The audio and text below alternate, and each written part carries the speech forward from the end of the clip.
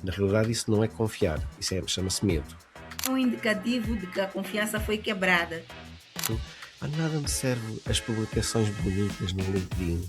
No contexto do personal branding é mais desafiador, é? Usando o meu cargo, usando o meu poder posicional. Mas o tempo da antena é limitado. Isso é narrativa. E a narrativa é uma coisa, comportamento é outra.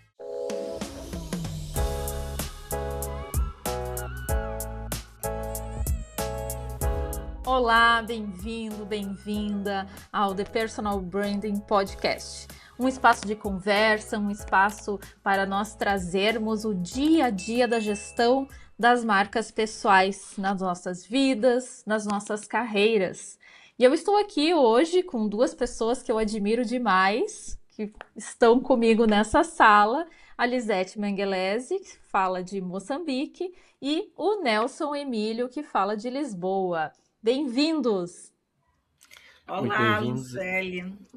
É sempre bom estar aqui nesse espaço onde o tema principal é a gestão estratégica da nossa marca pessoal. Olá, Nelson. Olá, Lisete. Olá, Lucélia, e também olá a todos os que estão aí desse lado a assistir a este podcast. Sejam bem-vindos. Vamos ter aqui alguns minutos onde vamos ter boas conversas à volta da marca pessoal. Isso aí, que legal. E hoje o assunto que nos traz para a pauta é a confiança. Um tema tão importante e que vem gerando vários comentários aí na semana. A gente acompanhou resultados de pesquisas, posicionamentos, muitas pessoas trazendo o tema à tona. E nós não poderíamos deixar de trazê-lo também. O que nos moveu, na verdade, também é o dado, né, da pesquisa Edelman que trouxe uma preocupação, né, onde 70% das pessoas disseram não confiar em alguém que tem valores diferentes dos delas, né, preocupante isso. E também 42% das pessoas, né, que trabalham no meio corporativo, elas preferem trocar de área, trocar de empresa, a ter um líder, a ter um gestor com valores diferentes dos delas, né? Vamos conversar um pouquinho sobre isso, né? E trazer essa pergunta assim, como que nós, né, enquanto pessoas que ajudam outros líderes na gestão das marcas pessoais, né? Como que nós construímos confiança? O relatório da Edman traz uma realidade, na verdade, que é influenciada por vários fatores, né? Se nós pensarmos na confiança como uma expectativa que alguém tem sobre uma instituição ou sobre alguém que vai agir de acordo com o que se espera e de forma consistente dentro da ética e de forma competente.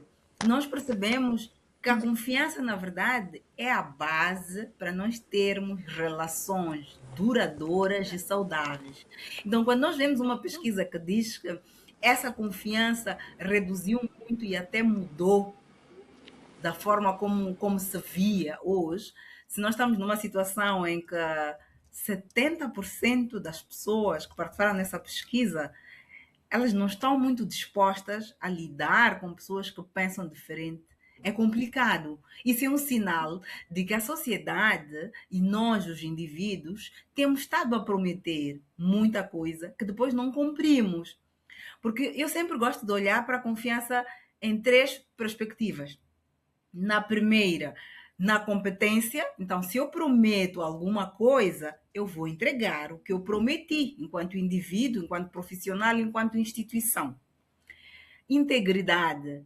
Será que eu vou agir da forma correta, mesmo que ninguém me esteja aqui a espionar ou não?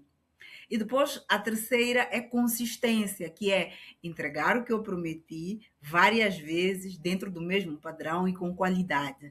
Então, quando nós olhamos para essa pesquisa, na verdade nos diz que nós temos estado a prometer coisas que nós não entregamos e daí nasce a desconfiança. Que no fundo o que o relatório nos diz é isso. É que nós agora tornamos a desconfiança como um padrão de relacionamento. A pessoa tende a fazer alguma coisa para nós aprendermos a confiá-la. Não confiamos a priori. E isso, no contexto do personal branding, é mais desafiador ainda, porque nós estamos aqui há anos a dizer às pessoas que a gestão da marca pessoal nos permite nos construirmos confiança no mercado. Nos permite nós sermos consistentes e fazermos entregas com consistência também, o que gera previsibilidade. No final do dia é isso. Se há desconfiança, é porque eu não acredito que você vai fazer aquilo que prometeu. E se não há confiança, neste caso em específico, houve uma quebra de confiança. Uhum. E aí eu me coloco à disposição para que você me prove que merece a minha confiança. Ia começar desse jeito. Muito bem. Nelson, qual é a tua percepção a respeito disso? Como que a gente gera confiança? Muito bem. Em primeiro lugar, geramos confiança com comportamentos.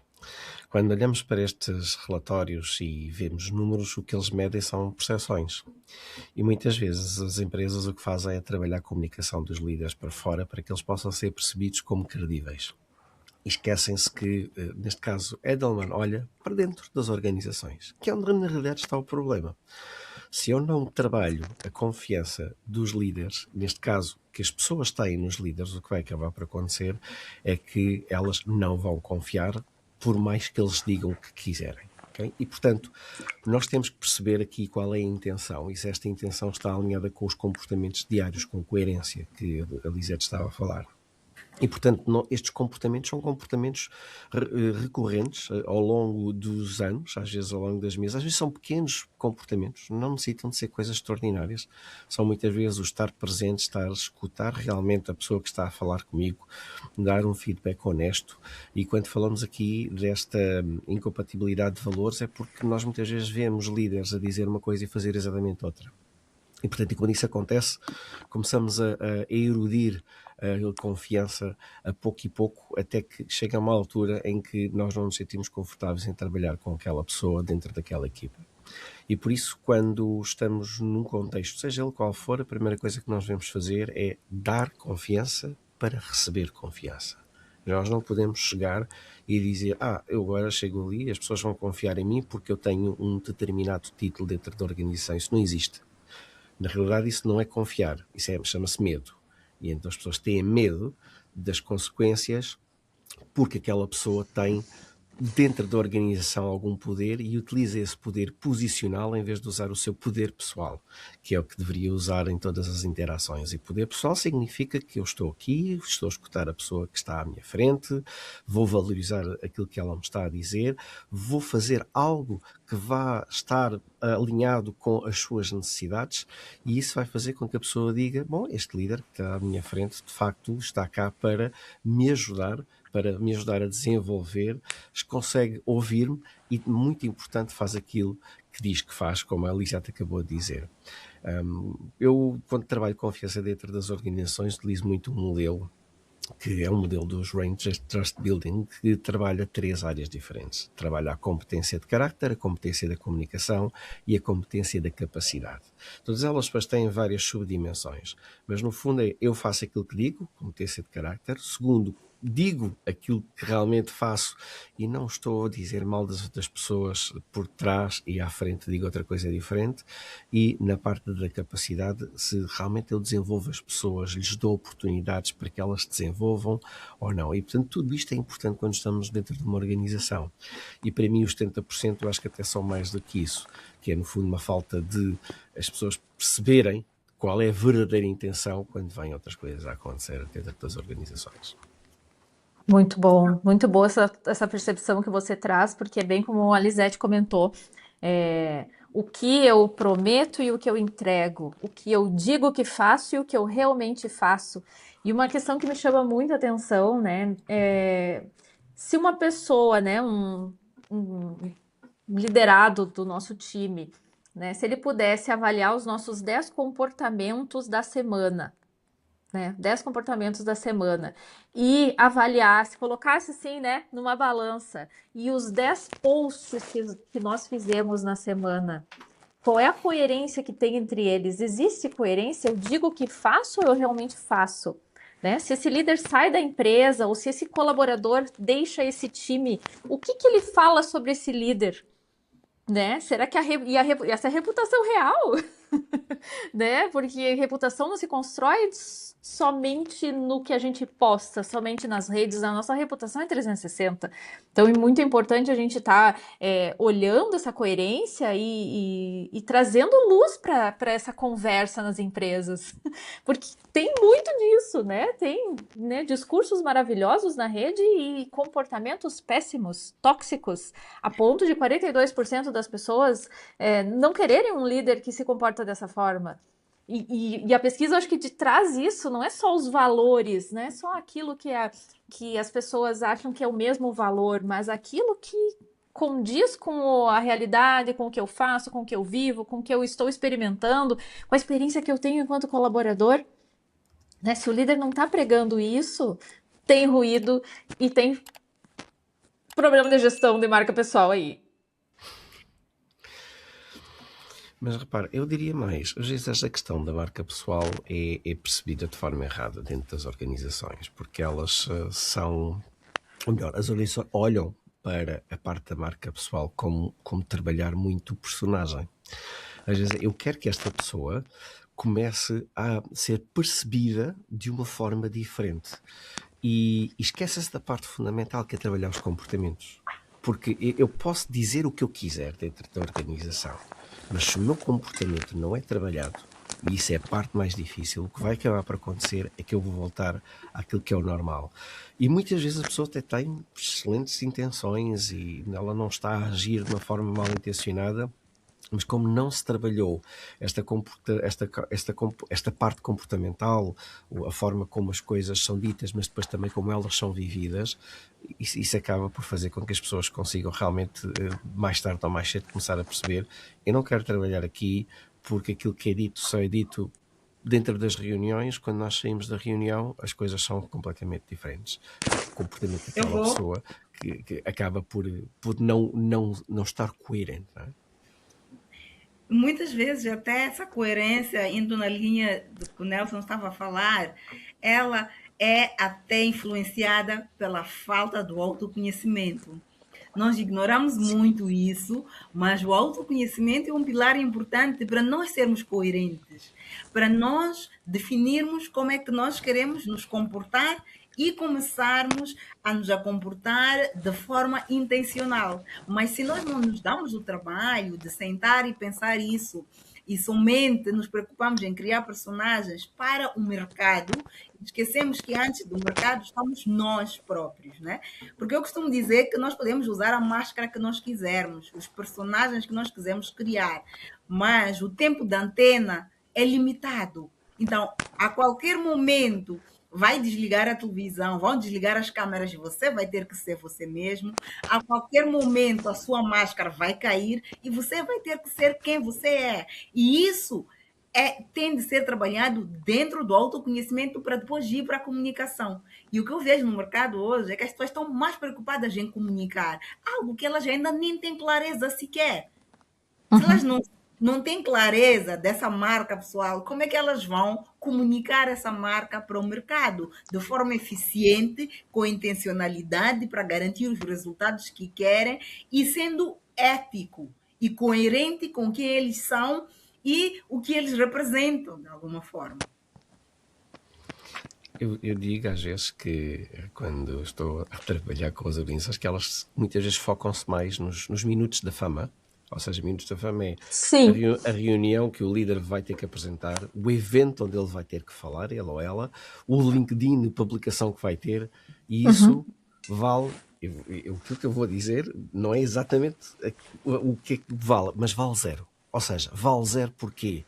Porque se eu de facto estou preocupado com os meus minutos de fama e depois tudo o que eu faço nos 90% do tempo ou mais não está alinhado com isso, nada me serve as publicações bonitas no LinkedIn.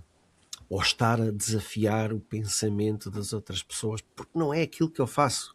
E hoje é aquilo que mais vemos, não só nas organizações, mas em muitas áreas, que é dizer uma coisa que é muito bonito, sim senhora, vão ter muitos aplausos, espetacular, e depois fazem exatamente o oposto. E, portanto, quando as pessoas não estão a ver, quando o público não está a ver, o que é que realmente nós fazemos? E são esses comportamentos repetidos é que vão ajudar a criar confiança ou quebrar confiança. E, portanto, se nós não vivemos realmente e aquilo que somos e não transmitimos o que somos em todas as esferas, todas literalmente das esferas da nossa vida, de que interagimos com as pessoas, nunca vai funcionar qualquer que seja o trabalho de marca pessoal, porque ele vai ser sempre temporário. Eu quero trazer um exemplo real, assim, vamos colocar um pouco na prática aí o que a gente vive na empresa, né, para as pessoas assim tangibilizar um pouquinho esse tema. Por exemplo, numa reunião, né?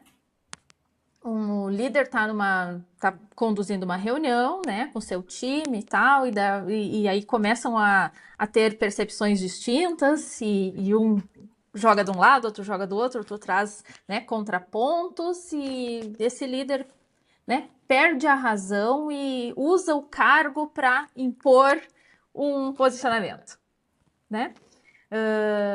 Ele está sendo ele está sendo autêntico. Né? Então, onde que entra a gestão da marca pessoal para uma pessoa que age assim? Que coloca o cargo na frente, que coloca a sua senioridade na frente, que impõe. Então, um líder, né, uma situação real dentro de uma empresa. E isso acontece muito. A sério? Eu nunca vi isso acontecer. Isso é o que Não mais acontece, acontece. não acontece em Portugal, né? Acontece. Só acontece no Brasil. Não. Isso acontece no mundo inteiro. É no fundo aquilo que as pessoas mais veem. E porquê? Em primeiro lugar, porque falta inteligência emocional. E, portanto, isso logo aí não tem a ver com o componente de marca pessoal, tem a ver com inteligência emocional. Se a pessoa está a ser autêntica, claro que sim, está a ser autêntica. A questão aqui é que a autenticidade muitas vezes é mal entendida, porque as pessoas dizem, não, agora nós vamos ser autênticos e tudo mais. Certo, mas qual é o contexto? Porque nós temos que ajustar aquilo que nós estamos a dizer de acordo com o contexto que nós temos. E, portanto, a partir do momento em que eu acabo por reagir de forma impulsiva numa reunião, e vou usar o meu cargo, o que vai acabar por acontecer é que eu estou a transmitir uma mensagem pior ainda do que aquela que as pessoas pensam, eu não tenho capacidade para influenciar as pessoas que estão à minha volta, a não ser usando o meu cargo, usando o meu poder posicional, porque eu não tenho qualquer capacidade para usar aquilo que de facto deveria usar, que é o meu poder pessoal, em que eu consigo chegar até às pessoas e consigo comunicar de uma maneira em que elas percebem perfeitamente quais são as vantagens, quais são as desvantagens, e a decisão está do lado de lá.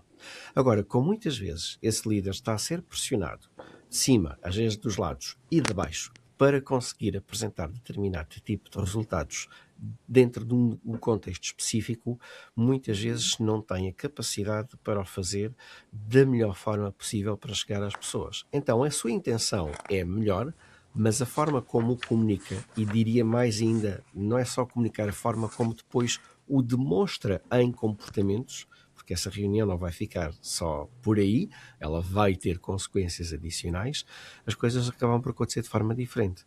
E nessas reuniões, o que nós vamos ver são pessoas que provavelmente não vão dizer absolutamente nada. Quando o líder diz isto, as pessoas vão dizer que se vão abanar a cabeça, ou vão começar a olhar umas para as outras. E, portanto, quando há silêncio numa reunião, garanto-vos que isso é um motivo de preocupação. Seja uma reunião onde se está a discutir coisas boas, outras menos boas, mas se há silêncio e ninguém diz nada, minhas senhoras, meus senhores, essas pessoas não estão a reconhecer autoridade, não estão a reconhecer poder, estão a dizer, eu não me sinto seguro ou segura para poder abrir a boca e dizer aquilo que eu penso. Muito bem. E a falta de segurança, no sentido de a pessoa não se sentir segura, já é um indicativo de que a confiança foi quebrada.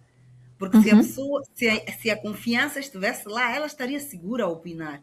Afinal de contas, todos têm direito à voz na empresa, independentemente do cargo hierárquico. E é aqui onde muitas vezes eu vejo os líderes a pensarem que o poder hierárquico deles garante-lhes a influência, enquanto são duas componentes muito distintos. A pessoa pode ter o seu poder hierárquico, mas não ter influência. Ah, outra vez eu vi uma pesquisa, penso que foi em 2022, que foi feita. Essa pesquisa, ah, foram duas, na verdade. Uma pesquisa que foi feita nos Estados Unidos para as pessoas dizerem quem são os CEOs que eles estariam interessados em fazer negócios com eles. E lá aparecia Zuckerberg, aparecia o Jeff Bezos, aparecia o Elon Musk. Eram um dos quatro que apareciam nos primeiros cinco. Mas há uma outra pesquisa que é feita nos Estados Unidos sobre a reputação dos líderes, mas é de dentro para fora. Já não é o público externo que é questionado se gostaria de fazer negócio. Uhum. São os colaboradores. E adivinham o que aconteceu? O resultado era completamente diferente. Esses cinco líderes, o mercado estava interessado em fazer negócios com eles, os colaboradores deles não lhes viam da mesma forma. Não reconheciam, né? Exatamente. Muito bem, Sim, muito bem. isso não é sustentável. Por isso, por exemplo, eu raramente, em qualquer que seja o tipo de intervenção que tenha, eu falo em algum líder que seja conhecido. Porquê? Porque isso é narrativa. E a narrativa é Uhum. uma coisa, o comportamento é outra. E portanto, quando as pessoas dizem, vamos usar o Steve Jobs como referência, e já esqueçam, porque os contextos não são os mesmos. Eu não posso usar o contexto de alguém, ou o Elon Musk, eu não posso usar o contexto do Elon Musk para dar um exemplo, porque depois isso é aquilo que nós sabemos pelos social media, mas o comportamento é outro completamente diferente. Os contextos das pessoas são diferentes. E, portanto, o que eu tenho que fazer é olhar para o líder que está ali dentro da organização, perceber como é que ele funciona, que impacto é que ele tem dentro e fora da organização. E se o impacto e neste caso a percepção que as pessoas têm é muito diferente, então a médio e longo prazo essa organização vai ter claramente um problema de sustentabilidade, Uhum. diria de felicidade, de bem-estar na organização, porque as pessoas não se vão sentir bem. E muitas vezes esquecem-se que às vezes não é só mudar o líder, é porque quando eu mudo o líder, o efeito daquilo que o líder, o impacto do que o líder teve vai continuar. E portanto, Uhum. se nós não estamos de facto preocupados em como é que trabalhamos e cuidamos melhor das pessoas que temos e conseguimos tirar o melhor partido delas, do que elas têm de bom, e estamos mais preocupados com vamos aqui fazer uma gestão de crise, vamos ajustar a nossa comunicação, vamos trabalhar a marca pessoal porque queremos que o líder seja percebido de uma determinada maneira, mas não se trabalha o comportamento, que é o que acontece em mais de metade daquilo que são os projetos de marca pessoal que existem pelo mundo. Isso não vai funcionar. Exatamente. Não dá para gerir a marca pessoal, não é transformar uma pessoa em uma figura, em um personagem. Não é disso que estamos falando. Muito bom. E vou trazer outro exemplo agora. Na questão de promoções, né? As pessoas me perguntam muito, né, como eu faço para ser promovido, como eu faço para avançar posições, como eu faço para ser visto dentro da empresa. O meu líder não me enxerga, então, né, dentro dessa angústia coletiva que as pessoas são acometidas e procuram gestão de marca pessoal para isso, né? Vem a questão por trás do líder, né? Como que esse líder até dá feedback. Como que ele dá feedback para as pessoas?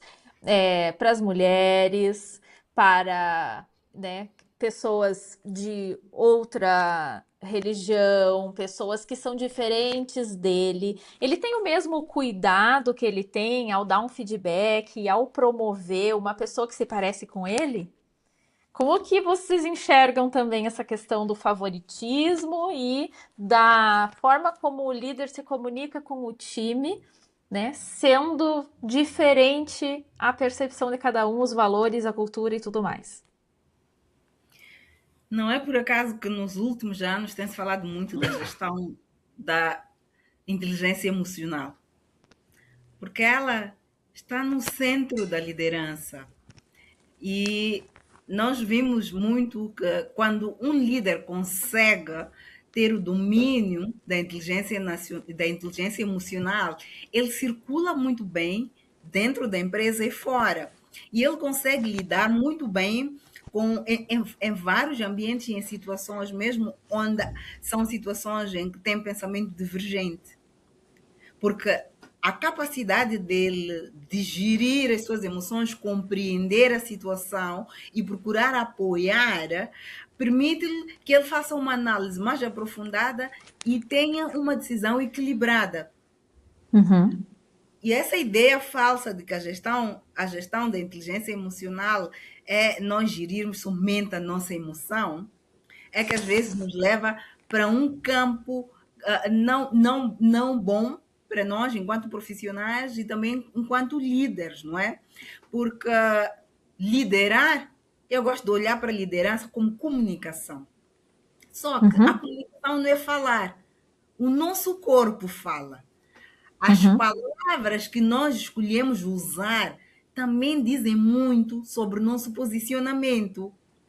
Então, é preciso ter um conhecimento mais profundo sobre nós, também termos uma capacidade de gerirmos a inteligência social e emocional para que consigamos ser bons líderes e consigamos Uhum. tomar decisões assertivas. Mas Isso aí, penso que o Elisete. Nelson Emílio pode falar mais sobre isso. Totalmente. Bom, eu não quero falar Professor, durante. Professor Nelson Emílio, com a Não, é que senão, palavra. se não estávamos aqui o resto do dia a falar exatamente sobre este tema. Bom, em Uhum. primeiro lugar, nós temos que pensar que confiança não é transacional, ela é relacional. E Uhum. como a confiança é relacional, o primeiro aspecto que nós devemos ter mais atenção é exatamente a componente do relacionamento interpessoal, e essa é a base. Ou seja, a confiança começa quando nós começamos à procura de pontos comuns. Uhum. E quando começamos a identificar estes pontos comuns, nós começamos a dizer: esta pessoa é parecida comigo. E vamos usar isso como a nossa base. E isso funciona, sempre funcionou, sempre irá funcionar, porque nós somos seres relacionais. E muitas vezes diz: mas e temos aqui a competência, é importante. Ela é importante, mas vem depois. Sempre veio depois. Se nós olharmos para o passado, sempre nós nos juntamos com pessoas que são iguais a nós. E sempre acontecia na escola, acontecia na universidade, acontece no trabalho. E quando nós olhamos ao lado, vamos ver que é isso que acontece. E muitos profissionais contratam outros profissionais, muitas vezes não por dizer: mas esta pessoa complementa. Ela complementa tecnicamente, mas ela não complementa de forma comportamental. Porque se vocês forem olhar para as pessoas que normalmente acabam por ser contratadas, se eu for o líder e for contratar um colaborador, vão ver que esse colaborador vai partilhar muitos traços de personalidade comigo, seja essa seleção feita de forma consciente ou inconsciente, porque às vezes as Uhum. pessoas não o fazem de forma consciente. E a competência depois vem a seguir. Mas ela na realidade às vezes não vem tão muito depois, vem imediatamente a seguir por uma razão. Eu vou contratar alguém, mas eu vou contratar alguém para eu ficar bem na fotografia. Ou seja, nós quando vamos trazer alguém para dentro de um projeto, de forma consciente ou de forma inconsciente, vamos pensar: esta pessoa vai fazer bem o seu trabalho e eu vou ser bem visto para cima? Sim. Ou vou ter um problema se contratar esta pessoa? E quando digo esta pessoa, não estou só a dizer esta pessoa para a minha equipa, estou muitas vezes a dizer esta empresa para trabalhar dentro da minha organização. E, portanto, quando às vezes nós olhamos para critérios que aparecem no papel, esquecemos dos critérios que não estão no papel e que têm a ver exatamente com as decisões que são feitas com base na forma como o ser humano funciona.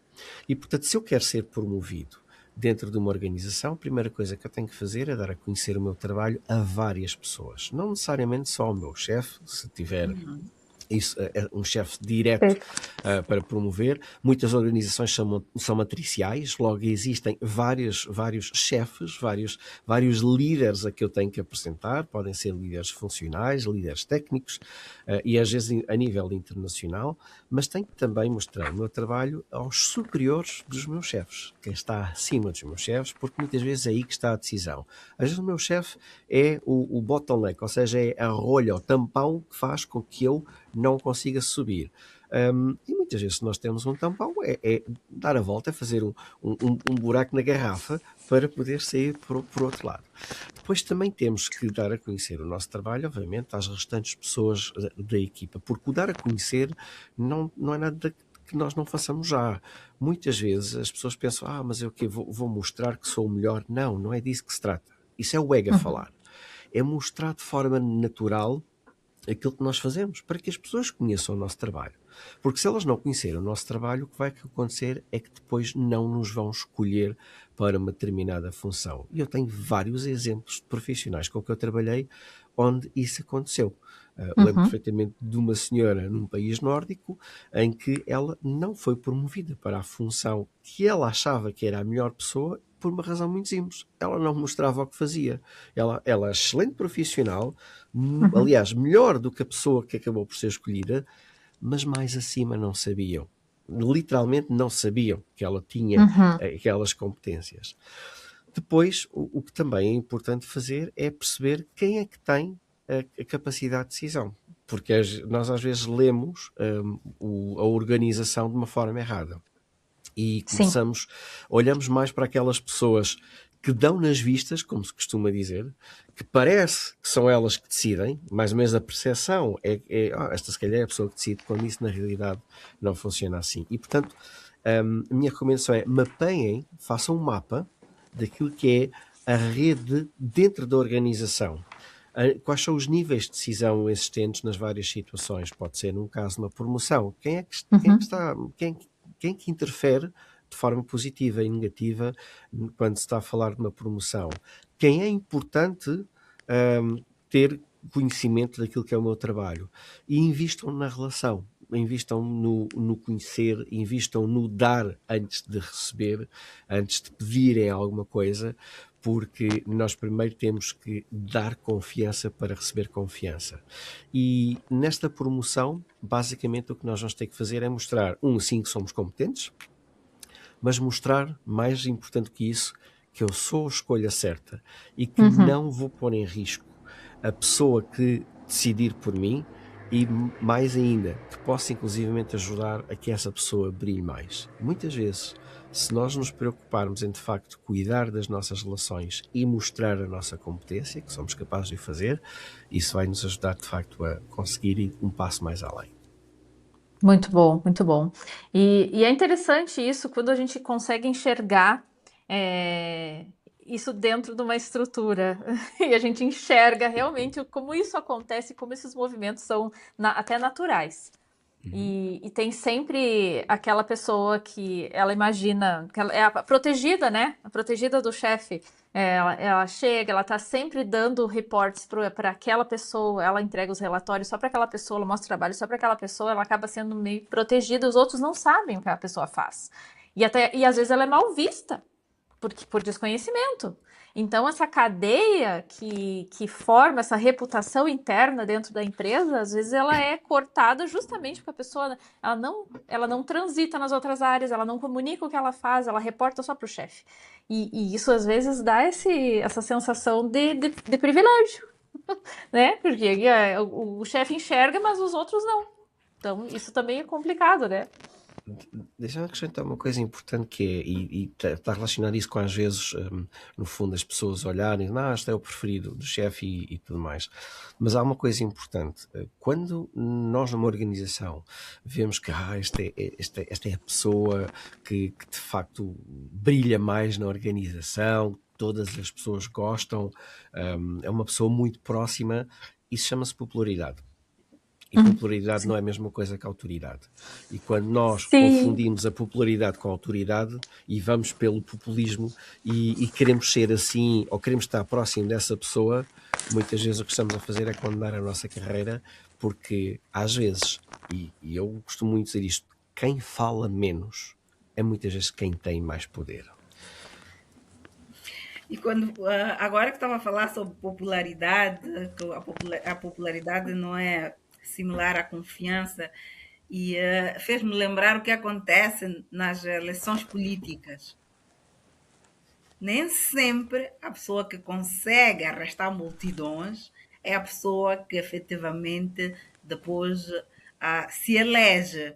Então, Exato. confundir aquilo que as pessoas estão, vamos lá dizer, publicamente a fazer em algum momento, com aquilo que efetivamente, no momento necessário para elas tomarem uma decisão, pode criar uma confusão tremenda, né? Eu queria voltar para um ponto que o Nelson estava a colocar, que tem a ver com a confiança e com a reputação, né? No dia a dia, às vezes, nós esquecemos que essa confiança nos gera uma reputação. Quando nós conseguimos construir confiança, depois conseguimos construir uma reputação. E eu gosto de olhar para o exemplo de que a competência por si só não nos traz pode até nos trazer uma reputação de competente, mas ela não nos garante que nós seremos escolhidos, porque tem a questão comportamental. E gosto de trazer um exemplo, se no meu CV está escrito tudo que eu sei fazer, que eu fiz, qual é a necessidade de eu ir a uma entrevista de emprego? Qual é a necessidade de eu ter uma carta de recomendações? Por que que eles querem que eu peça a alguém com quem eu já trabalhei e que diga que eu sou uma pessoa confiável? E por que, além de eu ter mandado essas recomendações, eu tenho que sentar com eles, confirmar aquilo que eu disse no meu CV? Uhum. E aquilo também, eu não sei para vocês, né? Aqui a gente usa muito a GUP como, né, mecanismo de inscrição das vagas. E ali dentro a gente consegue fazer as seleções dos passos, né? Cada etapa tem alguma coisa para a pessoa fazer, né? Então ela responde um PDA, né? Depois ela grava um vídeo, depois ela faz mais alguma coisa, enfim. E aí o vídeo também é interessante, né? E às vezes as pessoas elas ignoram essa fase. Porque no vídeo, o primeiro contato que você tem, às vezes você é uma pessoa de outro estado, de outro lugar, longe dentro daquela empresa, e aí a pessoa grava um vídeo, às vezes tem erros de nome da empresa, não coloca, não dá essa importância, né? A gente fica apavorado com o que vem de vídeos e é a primeira impressão ali. Então, além do currículo, né, tem o currículo, tem a inscrição na plataforma, tem o vídeo, tudo vai comunicando e construindo essa identidade até que ele chegue presencialmente para a entrevista. Né? Então, às vezes as pessoas elas não se atentam na importância da coerência desde o currículo até o como ela vai se mostrar na entrevista. E isso é importante até por várias razões. Nós não temos que... Tocaste num ponto no vídeo de eu agora vou-me preparar para fazer aqui um vídeo espetacular para poder impressionar a outra empresa. Até podem fazer, mas há o aspecto que tu acabaste de dizer, que é coerência. Ou seja, se eu, fora do vídeo, não comunico da forma que comuniquei no vídeo, seja utilizando as mesmas palavras, por exemplo, que tinha no currículo, ou na carta de recomendação, ou na entrevista, o que vai acabar por acontecer é que a pessoa, quando está à frente, afinal, a pessoa não é bem assim. Não é? E eu costumo dizer que se eu não sou a mesma pessoa, ou melhor, se eu não comunico da mesma maneira, transmitindo os mesmos valores, transmitindo tudo aquilo que são as minhas características principais em todos os contextos, o que vai acabar por acontecer é que há falta de coerência. Claro que eu vou ajustar algumas coisas. A comunicação que eu vou ter num contexto não vai ser a comunicação que eu vou ter noutro. Porquê? Porque as pessoas são diferentes. E, portanto, os contextos, quando o contexto varia, eu tenho que ajustar o meu comportamento a esse contexto. No entanto, há um padrão de comunicação, de comportamento, que esse nunca pode variar, porque é aí que vou transmitir sinais diferentes.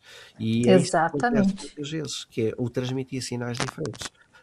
E é um pouco, há pouco a Lisete estava a falar desta componente também da popularidade na política. Sem falar nomes, nós conhecemos facilmente políticos que foram eleitos por popularidade. Porquê? Porque isso, para muitas pessoas, é o que chama a atenção. Mas isso não significa que depois os resultados estejam alinhados com essa popularidade. E, portanto, é exatamente aí que as pessoas começam a cometer os erros e a misturar a popularidade, às vezes até com o sucesso, outras vezes Uhum. com a autoridade. E, de facto, eu quero, às vezes é o eu quero ser como aquela pessoa, eu quero ser como aquele influencer, eu quero ser assim.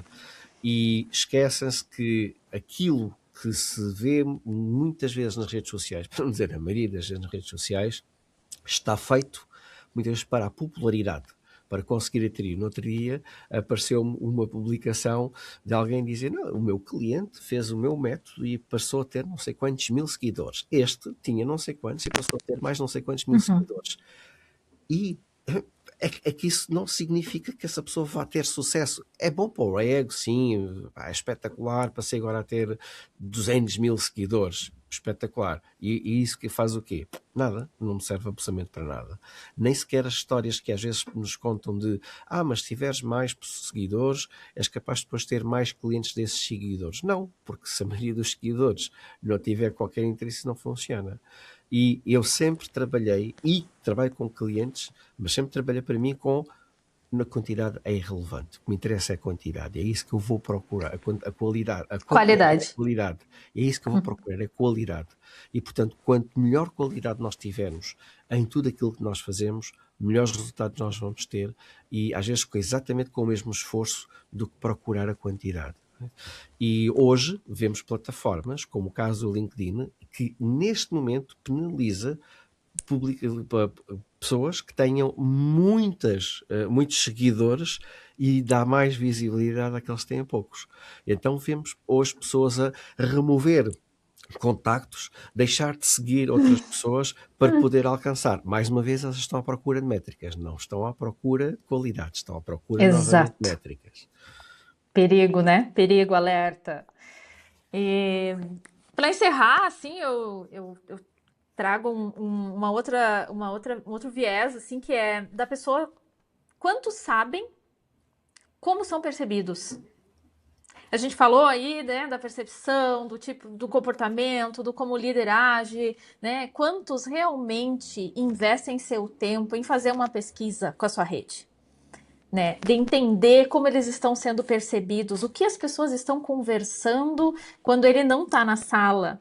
E como que chegam as informações até ele, às vezes muito filtradas, às vezes muito cuidadas, para não magoar, para não trazer a verdade, para não expor ninguém. Mas isso é fundamental dentro da empresa, que a pessoa saiba como ela está sendo percebida, saiba avaliar o seu método de gestão, saiba como as pessoas estão se sentindo perto dele. Porque também marca pessoal é sobre o que a pessoa faz o outro sentir. Né? Eu comentava essa semana, inclusive, né, sobre o atendimento memorável que a gente está trabalhando dentro das agências, né, as agências financeiras, né, como que a gente causa um atendimento memorável. Então, memória, né, ficar na memória é como a gente fez o outro se sentir. Então, eu trago essa provocação também, vocês percebem que existe pouco interesse dos líderes em saber como eles são percebidos? É uma boa provocação, Luciela, porque muitos líderes não querem fazer esse diagnóstico. Muitos líderes dizem que não precisam que os seus liderados digam alguma coisa sobre eles. E aí começa o conflito. Por que eu preciso que ele diga alguma coisa sobre mim se eu estou hierarquicamente numa posição superior àquela pessoa?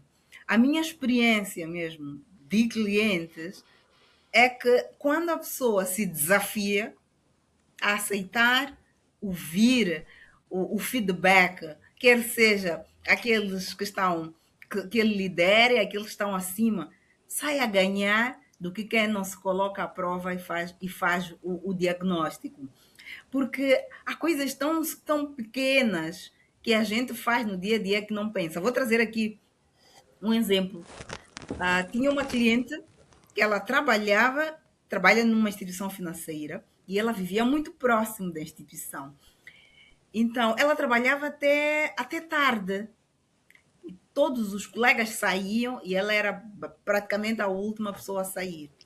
E quando nós rodamos o diagnóstico, ela queria perceber porque que ela não estava conseguindo ir para o próximo nível da carreira dela. Uhum. O diagnóstico foi muito interessante, porque os colegas, os subordinados dela, diziam que ela trabalhava muito, que eles nem conseguiam acompanhar, e os chefes dela, os superiores dela, diziam que ela não podia ter mais nada no prato dela, que já estava cheio, porque ela já estava muito ocupada, então não podia, de forma alguma, ter mais trabalho.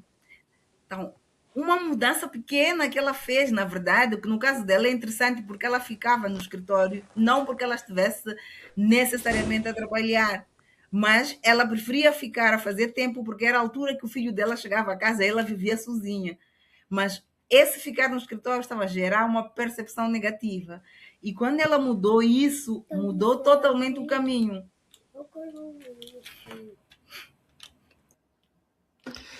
Tens toda a razão naquilo que dizes, que tem a ver muitas vezes com esta componente de conseguir olhar para aquilo que... e estar disposto a olhar para aquilo que funciona, mas também para aquilo que não funciona. E de facto os líderes, muitos não querem ter o feedback porque sabem o que é que vai aparecer nesse feedback. Eles sabem qual vai ser o resultado e não querem assumir que depois vão ter que olhar para esse resultado. Se calhar alguns acham que vai ser ainda pior do que aquilo que eles têm em percepção e que vão ter que fazer alguma coisa para trabalhar. No fundo, o ego deles trabalha mais e pesa mais do que aquilo que propriamente deveria pesar. E quando eu trabalho com os vários 360, há uma ferramenta, uma componente dentro da ferramenta 360 que tem a ver com aquilo que são as várias situações, comportamentos que podem estagnar uma carreira. E desses comportamentos que podem estagnar a carreira aparecem, não só era esse exemplo que agora a Lisete estava a dar, mas aparecem vários em que eles têm medo que surja alguma pontuação que seja como um alerta. E normalmente isso costuma acontecer. Agora, o que nós devemos fazer quando estamos aqui a trabalhar com a parte do conseguir olhar para nós e enquanto líderes, tem a ver com estar disposto a abrir aquilo que é o feedback a todas as pessoas com quem interagimos, não só aquelas que nós achamos que vão dizer coisas boas sobre nós. Nós precisamos de ter uma percepção real daquilo que é o impacto que nós temos enquanto líderes dentro e fora da organização. E para isso temos que envolver no feedback, seja ele 360, às vezes seja um feedback direto, as pessoas com quem interagimos. Porque se vamos só à procura de validação, e é aquilo que muitas vezes acontece, as pessoas vão à procura de validação para dizer, afinal, eu sou como eu estou a pensar que sou, isso não lhes serve de nada. Não só vai prejudicar a carreira, porque não conhece aquilo que são os seus pontos cegos, não consegue perceber onde é que pode evoluir, e de facto, quando vamos trabalhar o feedback deveria ser visto como um presente que nos está a ser dado. Exatamente. Informação que vai ajudar a que eu possa crescer, que vai ajudar a que eu possa melhorar. Porque se nada, e eu inclusivamente costumo dizer, tudo aquilo que vocês disseram que eu faço bem, ótimo, mas eu quero saber o que é que eu não fiz bem. E quero saber o que é que eu posso melhorar. Porque é aí que eu vou trabalhar a parte onde eu não sou bom. Aquilo que foi bom, ótimo, porque eu consigo ir de bom a excelente. E quando estamos a trabalhar marca pessoal, deveremos focar muito naquilo que já fazemos bem para sermos ainda melhores, porque isso vai nos diferenciar da nossa concorrência numa situação de estamos a competir com outras pessoas para a mesma função. E obviamente devemos trabalhar aquilo onde nós não somos tão bons, que são as nossas áreas de desenvolvimento. E nestas áreas de desenvolvimento vamos ver coisas que não gostamos. Isso é perfeitamente normal. Mas se ninguém nos der feedback sobre isso, vamos continuar a cometer os mesmos erros e a pensar que estamos a fazer as coisas bem. E, portanto, um líder deveria todos os dias pedir feedback a várias pessoas diferentes e pedi-lo de formas diferentes também, Uhum. para recolher informação e identificar padrões. Não só estar a pedir feedback na altura de avaliações de 360, o que é que essas dizem, Isso. um exercício diário. E Dia a feito dia, de né? formas diferentes, exatamente. Muito bom. É no dia a dia que a gente capta essas coisas e como a gente viu, né, são pequenos detalhes dentro do mundo corporativo que fazem tanta diferença na confiança. Nosso tema de hoje. Para Exatamente. encerrar, vamos dizer uma frase aí sobre confiança. O que vem à mente aí de vocês sobre essa conversa que a gente teve hoje? A minha frase é aquela que eu agora tenho usado com muita frequência e que foi baseada no Jeff Bezos, que é: tu não és aquilo que as pessoas dizem quando estás fora da sala, és aquilo que as pessoas sentem quando tu entras. Porque tem a ver com todos os comportamentos que tu tiveste quando não estavas, e se quando entras as pessoas não se sentem confortáveis para falar, não se sentem à vontade, então tens um problema enquanto líder. Isso aí. A minha é que a confiança, ela não é dada, não é atribuída. É preciso que seja conquistada nas interações do dia a dia, em tudo que faz e com todos. Só assim é que se consegue ter uma confiança de forma sustentável, porque de nada adianta confiar em nós hoje e amanhã desconfiarem. Muito bem. E eu diria que a confiança, ela tá já gravadinha na mente do nosso time, daqueles que convivem com a gente. E então ela não é sobre o que a gente diz que faz, é sobre aquilo que a gente realmente faz. Obrigada por hoje, gente. Obrigado. Muito bom E a o todos nosso os que nos papo, assistiram. muito rico o nosso papo. Trouxemos práticas Um prazer. e aquilo que a gente realmente vive no dia a dia, né? O que a gente está vivendo com os nossos clientes, nas empresas onde a gente atua, né? E é isso que é legal da gente poder compartilhar aqui nessa multigeração, essa pluralidade de conteúdos.